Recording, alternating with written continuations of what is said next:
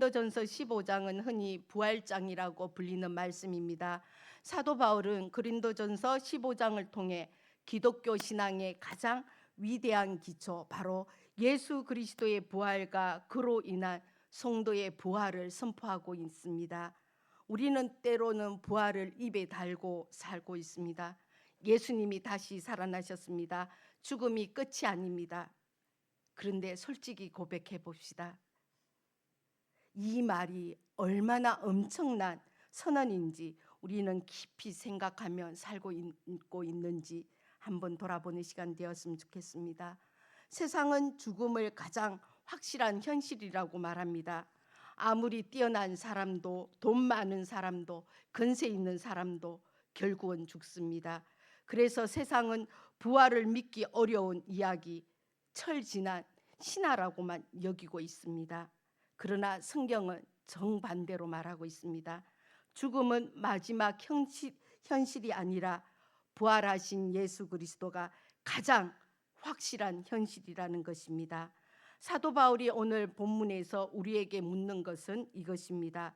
만약에 부활이 없다면 우리 믿음은 도대체 무엇 위에 서 있는 것입니까?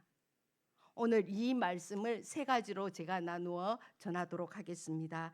첫 번째, 부활이 없다면 복음은 헛된 것이 됩니다.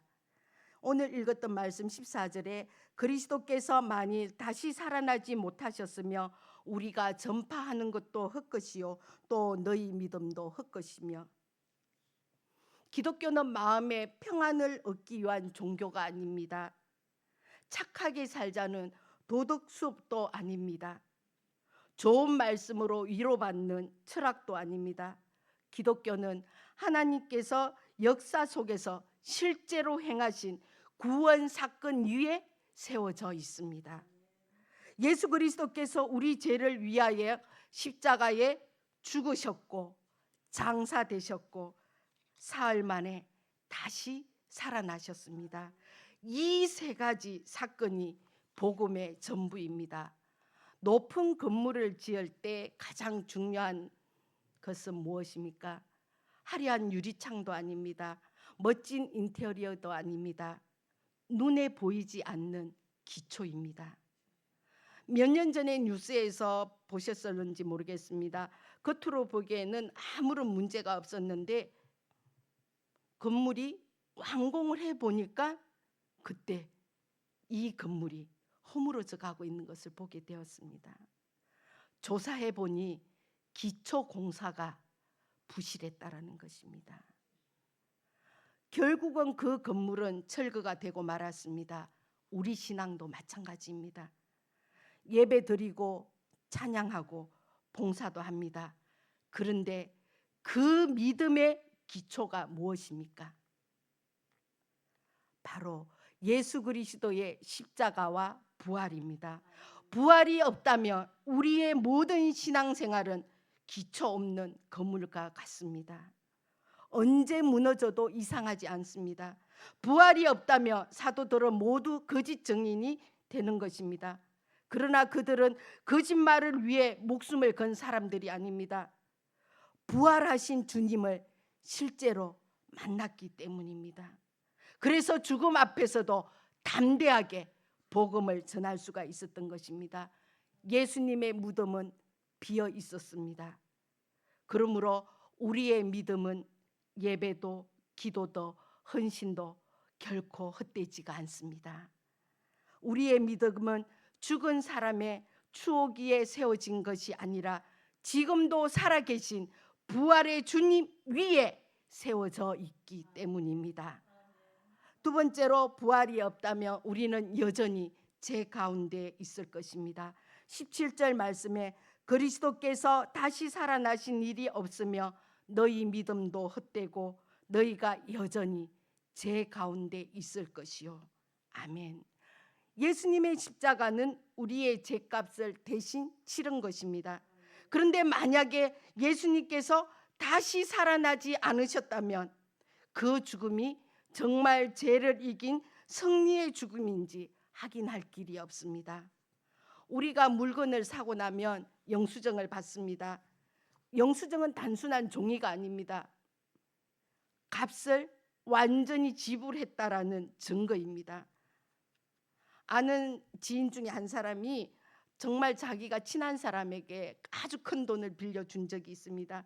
그 지인이 나중에 다 갚았다고 말하는데 아무런 서류도 증거도 없다 보니까 내가 받았는지 안 받았는지 마음이 늘 불편했던 그런 모습들을 보게 되었는데 확인할 방법이 없으니까 늘 불안했던 것입니다. 예수님의 부활은 바로 그 확인서입니다. 그 영수증입니다. 하나님께서 예수님의 대속을 받으셨다라는 확실한 증거입니다. 부활은 하나님께서 온 세상에 이렇게 선포하십니다. 죄값을 완전히 치르셨다 말했습니다. 사망 권세를 깨우셨다 말하셨습니다. 예수 안에 있는 자에게는 결코 정죄함이 없다고 말씀하셨습니다. 우리 모두는 하나님 앞에 숨길 수 없는 죄들을 다 갖고 있습니다. 말로 지은 죄, 생각으로 지은 죄, 하나님보다 세상을 더 사랑하는 죄, 이 죄의 문제는 사람의 노력으로 해결되지 않습니다. 그러나 부활하신 주님 안에서는 우리는 담대히 고백할 수 있습니다. 나의 죄는 용서받았습니다. 나는 더 이상 죄의 종이 아닙니다. 나는 하나님의 자녀입니다. 이 사실을 붙드는 사람은 죄책감에 묶여 살지 않고 과거의 실패에 갇혀 살지 않으며 마귀의 정죄에 끌려다니지 않습니다. 세 번째로 우리가 생각할 수 있는 것은 부활이 없다면 우리의 소망도 무너집니다. 18절 19절 말씀, 또한 그리스도 안에서 잠자는 자도 망하였으니 만일 그리스도 안에서 우리가 바라는 것이 다만 이 세상의 삶뿐이며 모든 사람 가운데 우리가 더욱 불쌍한 자이리라. 아멘. 바울의 논리는 냉정하고 현실적입니다. 믿음의 길은 언제나 편안한 길이 아니라고 했습니다. 예수님을 믿기 때문에 참아야 할 때가 있고 손해볼 때도 있고 세상의 방식과 다른 길을 선택해야 할 때도 있습니다. 그런데 부활이 없다면 그 모든 수고가 헛된 것입니다. 기도도 헌신도 눈물도 믿음 때문에 견딘 고난도 아무 의미가 없다라는 것입니다. 한 권사님이 암 진단을 받으셨습니다. 의사는 몇 달 넘기기가 어렵다고 말했습니다. 근데 가족들은 이 사실을 알고 청천벽력 같은 그런 마음이 들었습니다. 그런데 권사님이 병실에 가족들을 다 불러 모으고 이렇게 말씀하셨다고 합니다. 울지 마라. 나는 예수님보다 먼저 가는 것이 아니라 예수님이 가신 그 길을 따라가는 것이다. 사랑하는 그 권사님은 돌아가시는 날까지 새벽 기도를 빠지지 않으셨고 마지막 순간에도 찬송을 부르셨다고 합니다. 그분이 그렇게 할 수 있었던 것은 무엇 때문입니까?